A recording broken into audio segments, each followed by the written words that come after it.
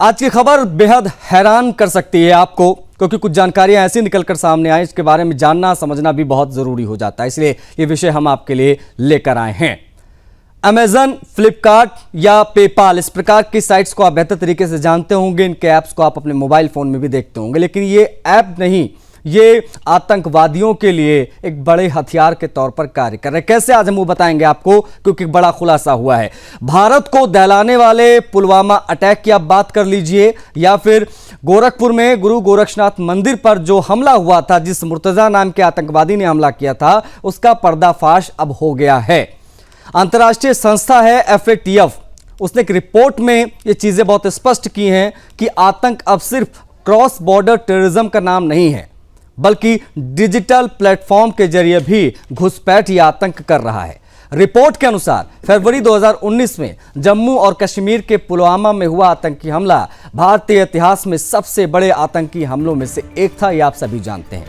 इस हमले में हमारे देश के 40 वीर भारतीय जवान वीर गति को प्राप्त हो गए थे। और अब पता चला है कि इस हमले में इस्तेमाल हुआ एल्यूमिनियम पाउडर अमेजन की साइट से खरीदा गया था। वो अमेजन जिससे आप और हम सामान जो है वो ऑनलाइन ऑर्डर करते हैं, मंगाते हैं। वास्तव में ये एल्यूमिनियम पाउडर IED के निर्माण में महत्वपूर्ण घटक था, और IED ब्लास्ट जब होता है तो किस प्रकार की स्थिति रहती है आप सभी जानते हैं। तस्वीरें भी हम आपको पुलवामा के समय की दिखा रहे हैं। आपको बता दें कि IED के निर्माण में ये बेहद महत्वपूर्ण घटक होता है एल्यूमिनियम पाउडर। विस्फोट और ज्यादा घातक हुआ, यानी वही प्लेटफॉर्म जो हमारे घरों में रोजमर्रा का सामान पहुंचाता है, वही आतंक का सामान भी पहुंचा रहा है। इसके बाद 2022 में गुरु गोरक्षनाथ मंदिर यानी गोरखनाथ मंदिर पर जो हमला हुआ, उसमें हमलावर आतंकी मुर्तजा ने पेपाल का इस्तेमाल करते हुए ISIS समर्थकों को 6.7 यानी करीब 6,70,000 रुपए की फंडिंग भेजी थी।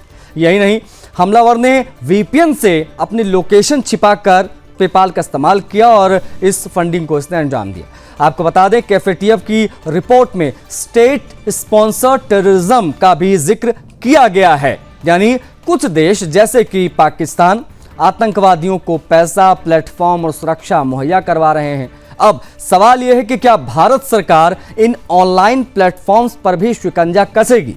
आतंकवादियों को तो हम घुसकर मार देते हैं, लेकिन जिन प्लेटफॉर्म्स का वो इस्तेमाल करते हैं, क्या उन पर कोई कार्रवाई होगी या नहीं होगी? क्या अब अमेजन और पेपाल जैसी कंपनियों की भूमिका की भी जांच होगी? क्योंकि आतंक अगर डिजिटल हो रहा है तो जवाब भी अब डिजिटल स्ट्राइक के तौर पर देना चाहिए। इस रिपोर्ट से यह साफ हो गया है कि आतंकवाद अब सिर्फ सीमाओं तक सीमित नहीं है, बल्कि डिजिटल प्लेटफॉर्म के माध्यम से इसका विस्तार हो रहा है। अब सवाल यह है कि क्या हम इन डिजिटल प्लेटफॉर्म पर कड़ी नजर रखेंगे और आतंकवादियों को इनका दुरुपयोग करने से रोक पाएंगे? ये अपने आप में बेहद महत्वपूर्ण और बड़ा सवाल है।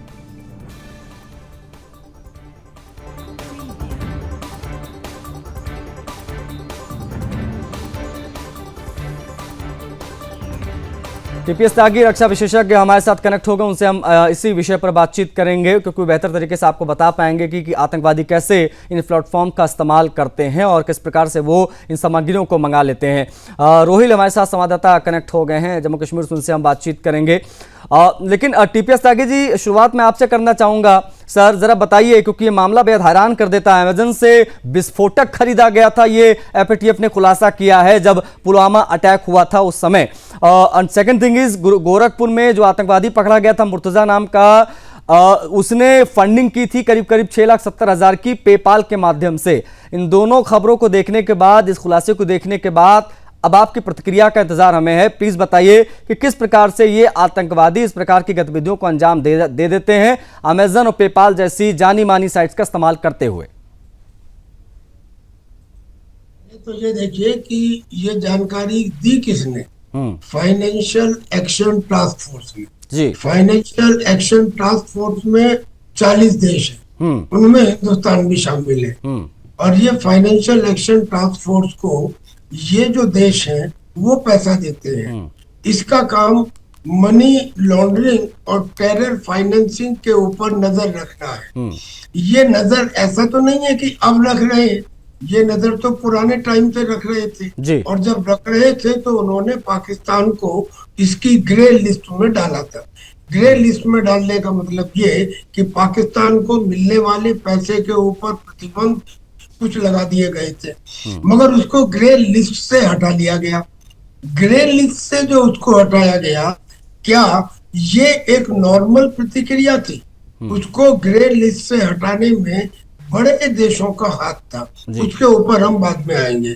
लेकिन उसने अब ये खुलासा किया कि अमेज़न, जिससे हम अपनी रोजमर्रा की चीजें, चाहे उसके अंदर हमारे हाउस होल्ड की चीजें हो और या हमारे गार्डन में इस्तेमाल होने वाले इम्प्लीमेंट्स हो, बहुत सारी चीजें हम अमेज़न से खरीदते हैं।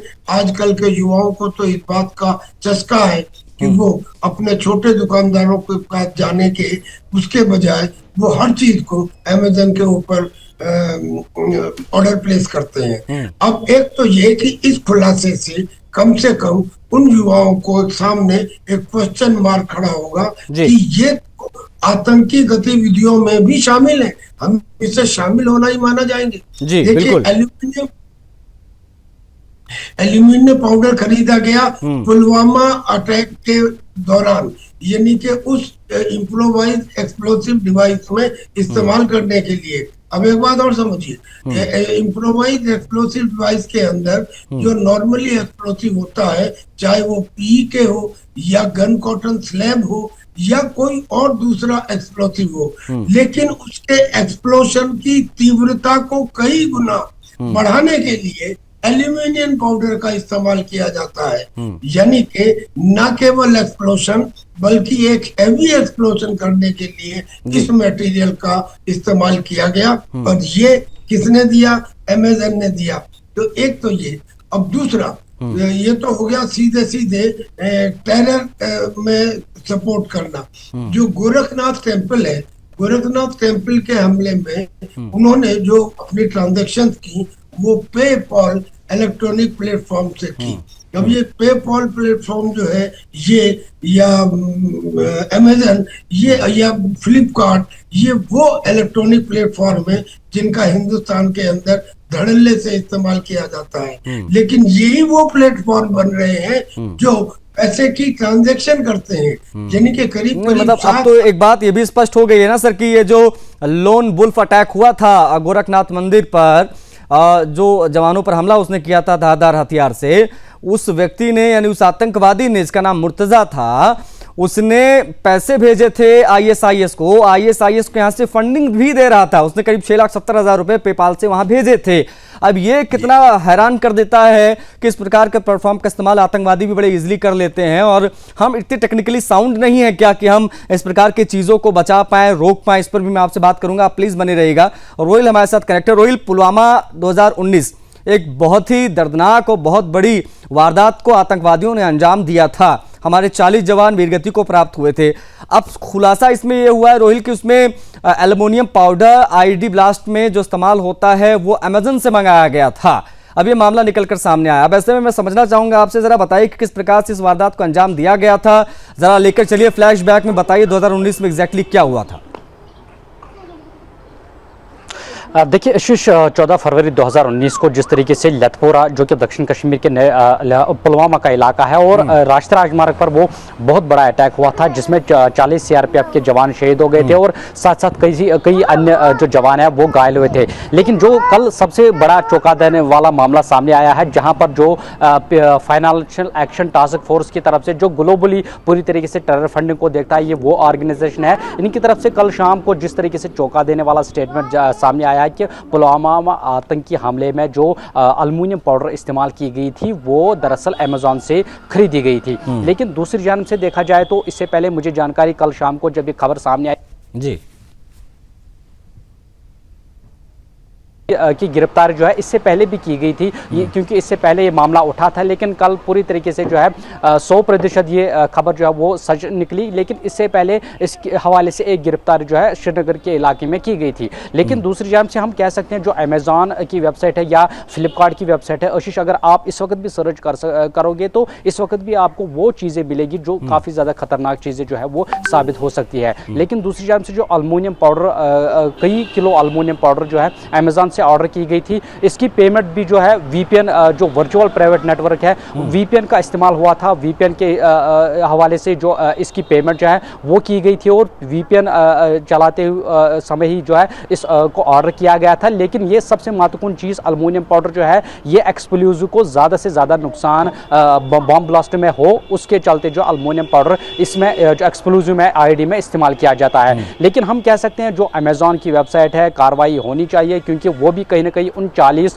बहादुर जवानों के हत्या के पीछे हम कह सकते हैं इनडायरेक्टली जो अमेज़ॉन का हाथ है, तो कार्रवाई लगातार होनी चाहिए। लेकिन जिस प्रकार से कल जो चौंका देने वाला मामला सामने आया उसके बाद ये आशंका जताई जा रही है कि कुछ और मामले जो है अब सामने आ सकते हैं आने वाले समय में। लेकिन जो PA जो ये फाइनेंशियल टास्क फोर्स के जो ग्लोबल ऑर्गेनाइजेशन है उनकी तरफ से ये भी कहा गया है कि कुछ देश जो है आतंकवाद को पूरी तरीके से समर्थन करते हैं, उनको हथियार लॉजिस्टिक सपोर्ट प्रोवाइड करते हैं, उनको पूरी तरीके से टेरर फंडिंग जो है वो फंडिंग लगातार की जा रही है। तो पूरी तरीके से जो चौंका देने वाला मामला जो है कल सामने आया था। लेकिन याद होगा आपको 14 फरवरी 2019 में किस तरीके से उस IED ब्लास्ट को अंजाम दिया गया था, जहां पर जैश के आतंकी आदिल डार ने उस कायराना हरकत को अंजाम दिया था। लेकिन जानकारी यही है कि उस IED अटैक में एल्युमिनियम पाउडर का बाज़ाब्ता तौर पे इस्तेमाल हुआ था और ये सभी चीजें जो है अमेज़ॉन से वर्चुअल पे VPN बिल्कुल ये अपने आप में बहुत हैरान भी करता है रोहिल कि अगर ये ई-कॉमर्स प्लेटफॉर्म हो या फिर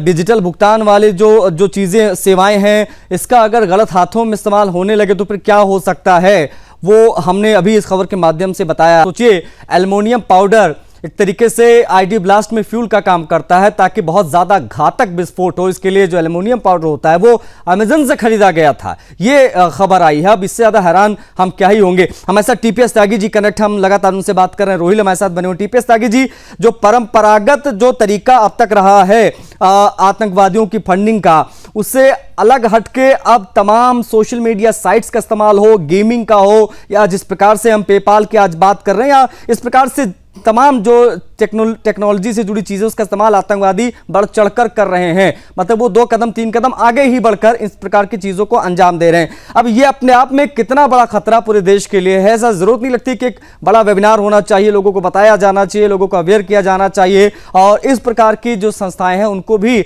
सरकारों को उनके लिए और सख्ती करनी चाहिए ताकि इस प्रकार का इस्तेमाल आतंकवादी विशेष तौर पर ना कर पाए। TPS जी, देखिए सर, ये इंसिडेंट कब हुई? 2019 में। आज 2025 है, यानी कि 6 साल हो गए। इसका मतलब आतंकी आज इसे इस्तेमाल नहीं कर रहे, उन्होंने इसका इस्तेमाल आज से 6 साल पहले किया था। एक बात। दूसरी बात, जनरली अगर जिस गाड़ी के अंदर एक्सप्लोसिव भरा हुआ था वो जो जाके टकराई हमारी वैन से, जिसमें हमारे 40 जवानों की मौत हो गई, अगर उसमें नॉर्मल एक्सप्लोसिव होता, जिसे हाई एक्सप्लोसिव कहते हैं, या जिसमें PK होता है, या जिसमें गन कॉटन स्लैब होता है, या जिसमें पोटेशियम नाइट्रेट होता है, अगर वहीं तक रहा होता तो 40 जवानों की मौत नहीं हुई होती। मैं जिस बात के ऊपर स्ट्रेस कर रहा हूँ वो ये कर रहा हूँ कि एल्युमिनियम पाउडर को जब एक्सप्लोसिव में मिलाया जाता है तो एक्सप्लोशन की इंटेंसिटी कई गुना बढ़ जाती है और इसीलिए कैजुअलिटीज भी ज्यादा हुई। मगर इस खुलासे में 2 चीजें सामने आई हैं। पहला तो ये कि पाकिस्तान का नाम तो सीधे सीधे नहीं आया, मगर उन आतंकियों का नाम आया जो पाकिस्तान के द्वारा समर्थित थे। अब वो कौन आतंकी थे वो उनका नाम तो मुझे मालूम नहीं है, लेकिन उनका नाम आया। पहली बात। दूसरी बात, FATF ने ये कहा कि ये बहुत सारी स्टेट्स हैं जो टेरर को स्पॉन्सर करती हैं। अब मैं एक सवाल पूछता हूँ, क्या भूटान ऐसी स्टेट है जो टेररिज्म को स्पॉन्सर करती है? क्या नेपाल है? क्या हिंदुस्तान है? मेरे कहने का मतलब ये है कि सारी दुनिया को ये मालूम है कि ये पाकिस्तान है जो स्टेट, जिसकी स्टेट की पॉलिसी ही टेररिज्म है। और इसका खुलासा ऑपरेशन सिंदूर में तब हो गया था जब आतंकियों के जनाजे को कंधा दिया था पाकिस्तान के ISI के सीनियर ऑफिसर्स ने, और जिनके जनाजे को पाकिस्तान के झंडे में लपेट के शहीद बताया गया था। यानी कि सीधे सीधे ये बात क्लियर हो जाती है कि ये पाकिस्तान के द्वारा स्पॉन्सर्ड टेररिज्म है। अब एक प्रश्न ये उठता है कि पहलगाम हमले को आज करीब 2 महीने हो चुके हैं। 22 अप्रैल को यह हमला हुआ, उसके बाद से हमने क्यों नहीं एफएटीएफ में कहा कि पाकिस्तान को तुरंत उसमें डाला जाए, और क्यों क्यों नहीं डाला जा रहा? क्यों उसको इंटरनेशनल मॉनेटरी फंड से पैसे मिल गए? क्यों उसको एशियन डेवलपमेंट फंड से पैसे मिल गए? क्यों उसको जो ग्लोबल एजेंसीज है वहां से उनको पैसे मिले? क्यों मिल रहे हैं? ये इसलिए मिल रहे हैं कि ये जो एजेंसीज हैं ये कुछ भी अपनी रिपोर्ट देते रहे, फर्क ज्यादा नहीं पड़ता, क्योंकि जो अमेरिका है वो अमेरिका पाकिस्तान का साथ देता है। और जैसे अमेरिका मिडिल ईस्ट में इजराइल को नहीं छोड़ सकता, क्योंकि उसने बसाया ही इजराइल को था 1948 में मिडिल ईस्ट। ऐसे ही वो अमेरिका पाकिस्तान को भी नहीं छोड़ सकता, क्योंकि साउथ एशिया में अगर अमेरिका को कोई अफगानिस्तान या ईरान के खिलाफ एक्शन लेना है तो उसे मिलिट्री बेसिस की जरूरत पड़ेगी, और वो उसे पाकिस्तान में मिलेगी। लिहाजा पाकिस्तान का स्टेट स्पॉन्सर टेररिज्म जो है वो जानते हुए भी उसके ऊपर लगाम नहीं लगती। लिहाजा हमारा भी अब ये कहना है कि शिकायत तो कमजोर लोग करते हैं, कमजोर देश करते हैं। अब हमें शिकायत की आवश्यकता नहीं, अब हमें उस नीति की आवश्यकता है जो हमारे प्राइम मिनिस्टर ने कही कि every act of terror will be taken as a act of war. नहीं, बिल्कुल सर, आपने बिल्कुल बेहद महत्वपूर्ण बात की। अब ये शिकायतों का समय नहीं है, अगर इस प्रकार से चीजें हो रही हैं तो जवाब भी उसी प्रकार से दिया जाना चाहिए। रोहिल, जब ये खबर सामने आई, इस खबर के सामने आने के बाद किस प्रकार के बदलाव या किस प्रकार की चीजें आप ग्राउंड पर इस वक्त देख पा रहे हैं, जरा बताइए, क्योंकि अब सिर्फ जवानों का तैनात रहना ही सब कुछ नहीं है, वहां पर इस प्रकार की चीजों का भी विशेष ध्यान रखना होगा कि कौन किस प्रकार की गतिविधियों में लिप्त है, फिर चाहे वो बॉर्डर के इस पार के लोग हों जो आतंकवादियों की मदद करते हैं या फिर उस पार के जो इधर आ जाते हैं। कल ये चौंका देने वाला मामला सामने आया, उसके बाद कहीं ना कहीं जो सुरक्षा एजेंसीज है वो पूरी तरीके से चौकन्ना हुई है, क्योंकि इस तरीके का पहला मामला जो है यहाँ पर जम्मू कश्मीर में देखने को मिला है, जहाँ पर हाईटेक जो टेक्नोलॉजी यूज़ की गई थी इस आतंकी हमले को अंजाम देने में। तो दूसरी जानब से एक तरफ से जैसा कि आपने प्रश्न ज़रूर जो है वो कहा कि एक तरफ से सुरक्षा बलों की तैनाती, तो जो वो एक साइड से जो सुरक्षा एजेंसीज है या बाकी जो सरकारें हैं वो भी पूरी तरीके से कल शाम से ही चौकन्ना हुई है। खासतौर पे जो इंटेलिजेंस एजेंसीज है वो पूरी तरीके से चौकन्ना हो गई है, और उनकी जो डिजिटल टीम है वो भी पूरी तरीके से चौकन्ना हुई है, और इस तरीके की कार्रवाइयाँ अगर दोबारा होती है तो उस पर कड़ी से नज़र जो है वो रखी जा रही है। लेकिन दूसरी जानब से पुलवामा आतंकी हमले में ये जो अल्युमिनियम पाउडर जो है इस्तेमाल की गई है, जो अमेज़ॉन से खरीदी गई थी, तो कहीं ना कहीं यहाँ पर जो ऑनलाइन शॉपिंग वेबसाइट्स है जहाँ पर इस वक्त भी कई एक ऐसी खतरनाक चीज़ें जो है वो कस्टमर्स को बेच रहे हैं, तो उनके खिलाफ भी सख्त से सख्त कार्रवाई यहाँ पर होनी चाहिए। लेकिन नहीं, बिल्कुल रोहिल, और ये अपने आप में हैरान कर देता है कि हमको अगर एक दवाई मंगानी है किसी प्लेटफॉर्म से, किसी ऐप से, तो हमसे डॉक्टर के प्रिस्क्रिप्शन मांगा जाता है, तब वो दवाई हमको ऑनलाइन डिलीवर होती है।